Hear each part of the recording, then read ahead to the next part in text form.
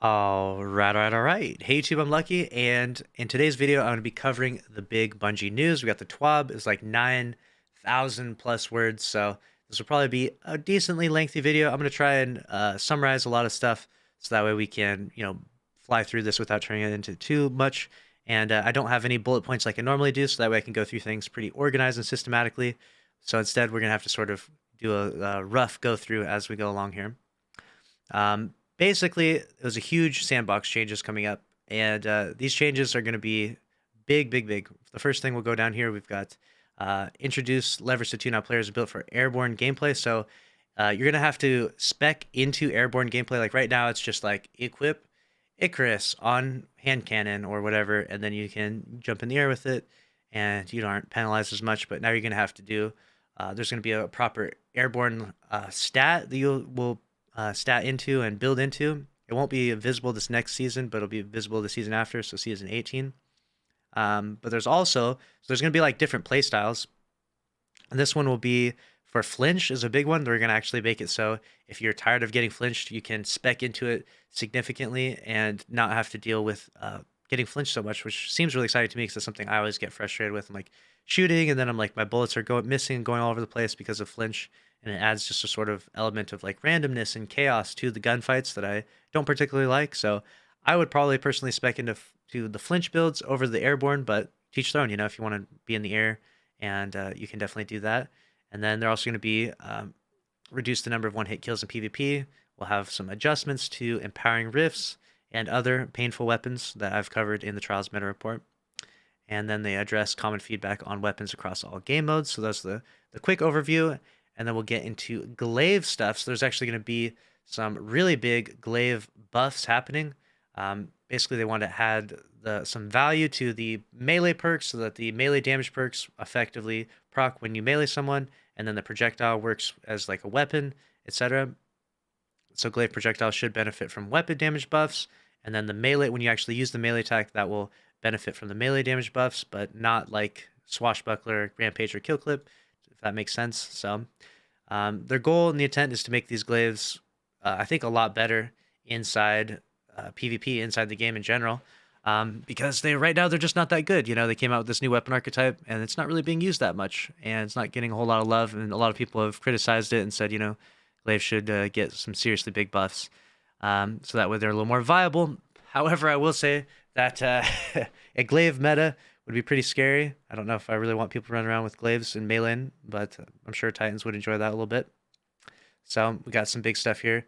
We're pushing glaives deeper into the roles of hard-hitting melee damage and near-complete projectile when shielded, as well as increasing projectile speed to make them more reliable at range.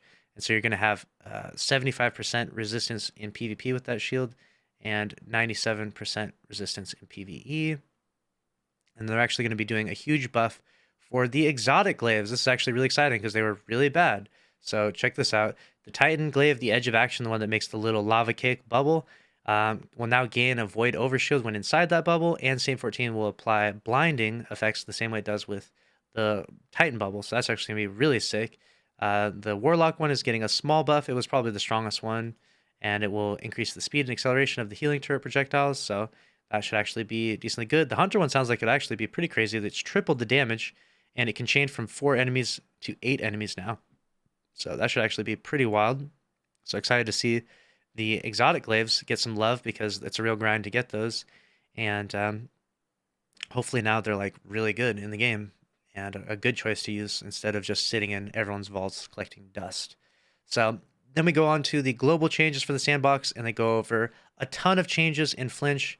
And I mean, I could sit here and I could read all of these numbers off for you and all the different, 0.8, all of this flinch resistance stuff. But basically the gist of it is that you can spec into these flinch builds, builds where you don't flinch as much, using mods and certain weapons. And in doing so, you won't have a ton of flinch when you're getting into gunfights in Destiny 2, which I think is really sick. Honestly, this might be my favorite change from the entirety of this gigantic sandbox and weapons update change.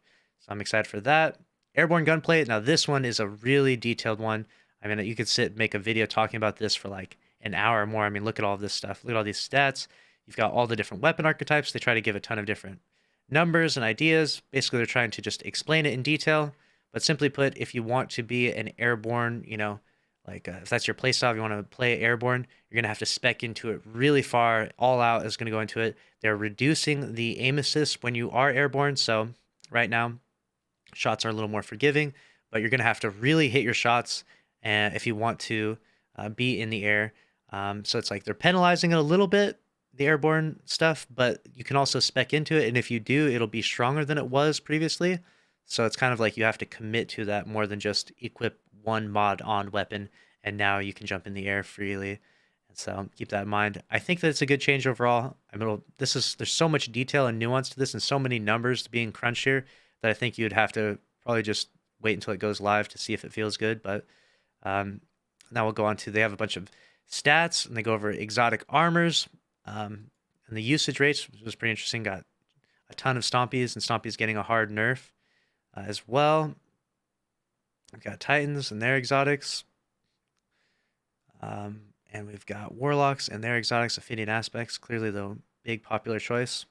So some big changes there with that. We'll move on down to the next section. Keep this thing going. You've got playlist weapons. What they're going to do is add the double, like the second origin trait perk to these weapons. So that way, when you get a roll of them, you'll have a higher chance of getting a good roll of them. The Gambit on rifle is pretty meh at best. I think it's like one of the 360 archetypes. The hand cannon, Crisis Inverted, not very good either because the Cantata exists and it literally has a better PvE roll and a better PvP roll. But this Slug shotgun right here, the Fortissimo, is actually really good. So adding the double perks to that will actually be pretty sick.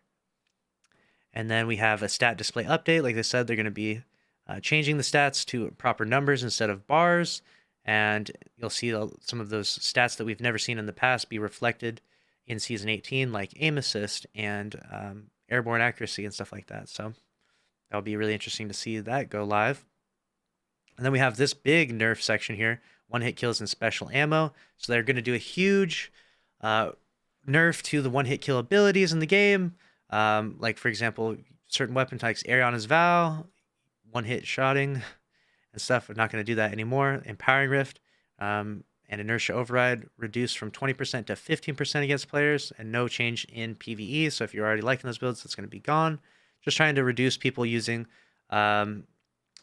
these buffs and then running around and one-hit killing people, because it's obviously pretty OP. You don't want people doing stuff like that. With Ariana's Vow is probably one of the biggest culprits for this, but there's a few others that were pretty nasty in the game, and definitely a warranted buff, or warranted a nerf in my opinion, rather. And then special ammo is getting, the scavenger mods are actually going to be useless in PvP, which is going to be pretty crazy. This section is the one that I've been talking about and telling everyone about for a while, which is that Bungie is going to do a massive nerf to the special ammo economy in the next season. And this is what it is. You don't need to put scavengers on anymore starting next season. Now you do need to. For the rest of the season, I would. But next season, you don't need to put them on anymore, because picking up a special ammo brick will only grant you one ammo of that respective weapon. So one slug shotgun shot, one sniper shot, or one burst. For example, if you're using Lord of Wolves, it would give you 5 bullets, 1 burst. And they did nerf Lord of Wolves, and then we'll get to that section in just a little bit. And so I think those are some pretty good changes. It might feel a little weird at first, but they're basically pushing people further away from special ammo weapon reliance and getting people more on primary ammo gunplay and gunfights. And then it seems really good. Like, I think it'll be really exciting when these changes do go live. Then they go on to the different archetypes of weapons and their popularity. You can see shotguns are still ridiculously popular, so they actually do a nerf to shotguns. We'll cover that in a moment. Snipers, really popular, and fusion rifles doing really well.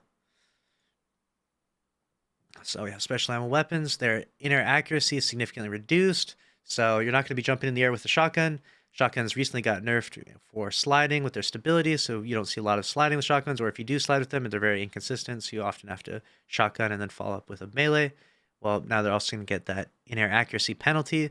If you want to spec into this, you can, but it's mostly for like primary ammo. Like if you're specing into airborne gunplay, you're specing that into for your primary ammo weapon more than anything. So keep that in mind. And they're doing a buff to snipers where they're going to be ADSing a little bit faster, 10% faster, which is basically the effect of Snapshot. Snapshot is way faster than 10% right now, though, but keep that in mind. But they're just giving an overall snappier buff to snipers to help combat some of the changes, because obviously if you snipe someone, the ammo is far away, and sniping in general can have some problems with that. So they're sort of giving a nerf and then also trying to buff in other ways to adjust those values. And then they go on to say Slug and Pellet shotguns are still overwhelmingly popular in PvP despite some recent changes. And so here we go. We got reduced damage fall off start and end by 1 meter, reduced aim assist and magnetism fall off start and end by 2 meters. So trying to nerf these shotguns a little bit more because the apes are very strong in Destiny 2. A lot of people still maining shotguns, running around with them. But I think after these changes, we will see some real meta changes for sure. There's going to be some groundbreaking meta changes. I think SMGs will probably be even more useful. Sidearms maybe even be useful for the close quarters combat. We'll see. We'll see what happens with time. Maybe glaives will be the meta now. That would be scary, right? Fusion rifles also getting a nerf because they're a little too rangy, so they're bringing down the range on those. Some big changes there. Then we got this crazy graph, which shows us the popularity of fusion rifles from January to April. You can see the growth of certain fusion rifles, usage rates and stuff. And obviously, as shotguns get nerfed more, people tend to move closer towards fusions because of comparable play styles and lethality and stuff like that. So they're going to adjust that a little bit. And then they talk a little bit about trace rifles. Increased trace rifle damage against non-red bar combatants by 20% and increased ammo pickup per special break from 80 to 30. So because of the special ammo economy changes, trace rifles get hit especially hard. And we lived in for a long time where trace rifles were like completely unviable in PvP, and then they were really good for like a season, and then they're back to being like not really used. And so they're trying to keep it respectably good for the trace rifles in the new ammo economy. We'll see how good they are. And then we get on to primary weapons. This is a really interesting one. We got auto rifles, increased damage fall off near distance by 0.75%. Pulse rifles getting some changes, increased range from 15 to 16%. Increased lightweight 450 RPM pulse rifle damage. Zoom is an important factor on submachine guns, and they try to bring up the base zoom. So they're doing a variety of different weapon updates and changes to basically make the things that were really big outliers not as much of an outlier, and buff things that were not as popular or not as strong before. So you're seeing the base values or the zoom values being brought up for SMGs, which is a good thing because that's what gives them some pretty crazy range. I really think there's going to be an SMG meta after all of this. If you're trying to use some close range, if you're trying to shut people down close range, SMGs are going to be a really good choice, especially the 900 RPMs. They go on to continue talking about this. They talk about the inner accuracy of the 180 RPMs, the precision frames. They're really, really good. So you might spec into that if you want to use that. I still don't think people will use those that much, but we'll see. Time will tell. And then they go over heavy weapons, and machine guns are getting a gigantic buff in PvE, which is pretty exciting. Increased damage against 40% against PvE combatants and 20% against bosses, which is actually really strong. Thunderlord back on the menu. We'll see. Xenophage getting some love, which is really exciting. Xenophage, they did an entire section of Xenophage. We'll get to that in a moment. Rocket launchers subfamilies weren't differentiated as much, so they're doing some changes to precision, high impact, and adaptive. They're doing plus 10 damage to the adaptive and aggressive, and precision minus 10% damage. So some more sandbox changes, and swords also got a mention in there as well, which was mostly like a cosmetic update more than anything. So I skipped over that. Exotics now. We can go down the Christmas list of exotics here that are getting some big buffs, and we'll do a quick overview of all of them.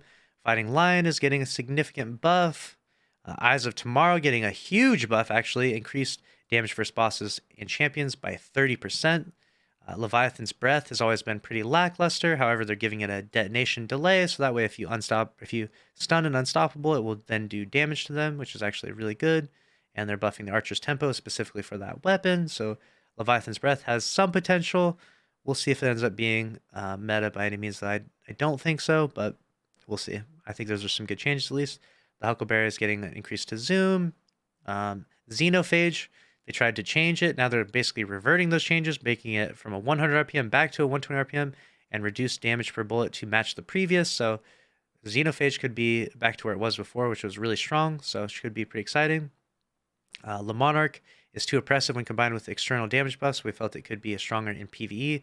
With this change combined with the damage buff change, we've introduced a 60 resilience gate on killing a guardian PvP with a crit while an empowering rift or similar. So Le Monarch getting some changes so that way it's not quite as potent, and reduce its poison tick damage against players by 25%. So some significant changes to Le Monarch. It was really rising up higher in the charts on trials, meta report, and stuff like that. So happy to see that get adjusted, brought down a little bit because I think it's a bit crazy. That playstyle that goes into that. Lawrence Driver can be difficult to fight against. They did some changes to this, just reduce the body shot damage. Shouldn't be too crazy though. Not as crazy as it was before, but I think it'll still be a really strong weapon. Sky Burner Zoth. Finally, the day has come. Sky Burner Zoth gets a substantial change to it. It's going to be hit scan projectiles that don't have tracking. It's going to be like the airborne effectiveness weapon. It has the highest airborne effectiveness stat of any weapon in the game.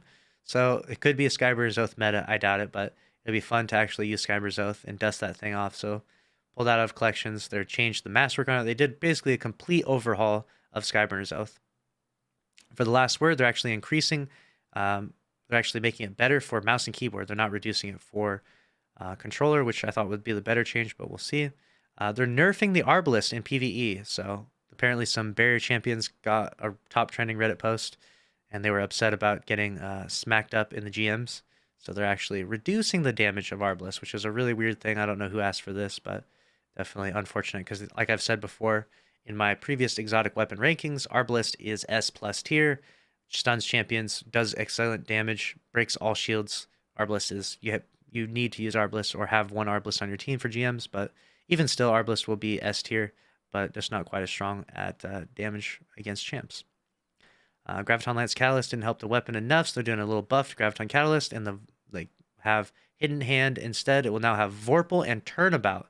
So Vorpal on the Graviton Lance, I don't know if that's going to make it good. You're still not the type of weapon you'd want to shoot at a boss or a vehicle necessarily, but that's a little buff to that, and it'll give you an Overshield Turnabout. And Grand Overture getting some changes where they're going to reduce time between bursts when in missile mode. Holding the trigger will now fire all missiles in a continuous burst. Tapping will fire 5-round burst. Cold Heart getting a buff to it, which is exciting. Prometheus Lens. Wave Splitter is now going to be suppressing targets, which seems pretty crazy. But you have to pick up an orb, of course, so it's not just suppressing at all times, but substantial buff to the Wave Splitter. Osteostrega getting a small change to it. Lord of Wolves getting a harsh nerf, reduced damage fall off start and end by 25%. RIP, release the Wolves. It was nice. Knowing Yi, it's gone now. If they teabag, I will release. I don't even know what I'll release if they teabag. I will release the Jotun, I guess. Perks now. We go over a variety of different perks getting axed, and some of them getting buffed here and there. We got Opening Shot getting a little bit of a nerf to it because it was so good. I've mentioned this on shotguns and any single fire weapon, really. So good with Opening Shot. So getting a harsh nerf there. Full Choke getting a small nerf. Small Bore is getting, or Smooth Bore is getting buffed, which was the one that spread the shotgun pellets. It's now getting buffed, so it doesn't spread it quite as much. We'll see if that's good. Desperado getting a pretty harsh nerf from its RPM going from 0.4 to 0.7. So that's slowing it down. If you don't know what we're talking about here, it's slowing down the RPM when you have Desperado proc, which was kind of the primary reason why it was good. However, they are reverting the nerf that it does in PvE, so it should be decent in PvE. But yeah, and they're also going to be putting Desperado on more weapons. So get ready for that.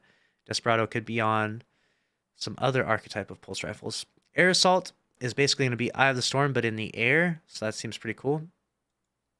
Same trigger conditions as the Eye of the Storm, rather, and it gives plus 60 airborne effectiveness.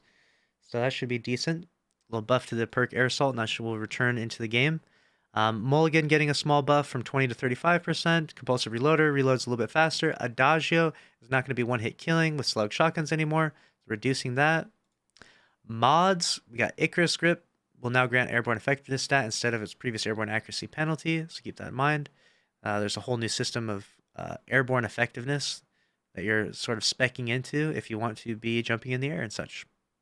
There, that's a lot we had to cover, but there is more. Wait, there's more. We've got some more weapon talk. We're going over a list of weapons that will be leaving in Season 17. Occluded Finality, the Finite Hand Cannon, the Comedian Shotgun, Palindrome, Shira's Wrath, and the Messenger. So that's next season. Those weapons will be leaving the rotation, maybe to come back at a later time. That's to be determined. And then leaving in season 18, which is a ways away from now, would be the Peace Bond, the Archon's Thunder Machine Gun, the Plug One, the Hothead, the Eye of Soul Sniper, and the Summoner Auto Rifle. So keep that in mind. And those things are subject to change. So keep that in mind. Then next up, after all of those crazy weapons changes, we have some sandbox changes and some abilities changes, which are really important to cover because I think Void 3.0 right now is pretty insane. And Renewal Grasp are getting a very harsh nerf here in this as well. Axiom Bolt base cooldown increased from 91 to 152. So that's it's almost double the cooldown time of Axiom Bolts. So that would be a pretty harsh nerf. And they recently made it so that you have aim assist when shooting them. So it should be much easier to shoot those grapes when they're chasing after you. Titan Barricade's base cooldown is equipped is now 82 seconds, up from 53 seconds. So they're nerfing Titan's Barricade. Offensive Bulwark now provides 60% less. The nerf there. And Whisper of Chains now provides 15% damage bonus resistance, down from 25. So Renewal Grasp is getting a harsh nerf here as well. While equipped, Renewal Grasp increased the base cooldown of the Dustfield Grenade from 62 seconds to 152 seconds. The outgoing damage penalty applied to player victims in Renewal Grasp Dustfield Grenade reduced from 50 to 20%. Damage unchanged versus PvE targets. There it is. So some big ability changes, attacking the stuff that's super popular, which I think was good. Maybe a few things slipped through the cracks there, but we'll see what happens. Then we have Gambit Labs, the new Gambit Labs, which I had to unfortunately roast the poor performance of the first Gambit Labs. And as I mentioned before, Bungie does not show any of the statistics of the last Gambit Labs because there's nothing to show, even though we have tons of statistics. Clearly, I'm sure we have a graph just like this sitting at Bungie HQ, but they are making sure to keep that under wraps because Gambit is a gigantic failure and a huge flop, and the first Gambit Labs did nothing for the game. But in an effort to, try and make this playlist work for the 10 millionth time, they're going to push out another Gambit Labs, and this time you can invade, and when you invade, you can stand near the enemy's bank, and in doing so, you can drain their moats. So you can be a Titan and pop a bubble there, or whatever it may be. You can just sit next to their bank and drain their moats as you stand next to them. So it's an interesting spin on that dynamic. I don't think this is going to help Gambit in any way. If you are a Gambit lover, I'm sorry, I'm not trying to roast your favorite playlist, but I am not a fan, and I definitely feel like this playlist could definitely be thrown into the Destiny content vault, and we could pull out some other stuff instead. But we'll see how that Gambit Labs does, and I will monitor the population of that playlist when that does go live. Next up, we have the Prime Rewards. If you want this good stuff, link your Bungie account to your Twitch account, and then come to your favorite streamer, twitch.tv/LUCKYY10p, wink, and drop a Prime sub. I appreciate it if you do. And then they have a bunch of stuff in the player support report that they go over, known issues and stuff, hot fixes coming up. We've got the movie of the week. We've got the artist of the week, Titans being Titans, just two bros being bros. And we've got some other cool art here. And then the last bit for this TWAB is going to be here down below. We've got the flawless pool changes are meant to be that way. And so you're actually going to be able to farm adept weapons a bunch more. So that's actually pretty exciting. And that's it for this one. Whew, that was a hefty TWAB review. What a long video this has been. Hopefully you found this video awesome and helpful. Hopefully you didn't fall asleep. Some big changes coming to the game. It all seems pretty good to me. And if I give a complete summary, it all seems pretty good to me. The game does need to change because if it doesn't, it will get stale. You may like certain elements of the game right now. You may like the airborne gameplay. You may like certain weapons, and maybe you're a big fan of something that's getting nerfed, and that could be frustrating to you, but the game does need to change, and your playstyle will change along with it. And I think overall the change is good because otherwise the game will just get really, really stale. So I'm excited for the changes. I think it'll be good. Some things I would be sad about, like my Lord of Wolves getting nerfed pretty hard, but it's okay. I'll find something else fun to use. And that's a wrap on this video. Make sure to subscribe if you enjoyed. Smash the like button. See you in the next one. Later.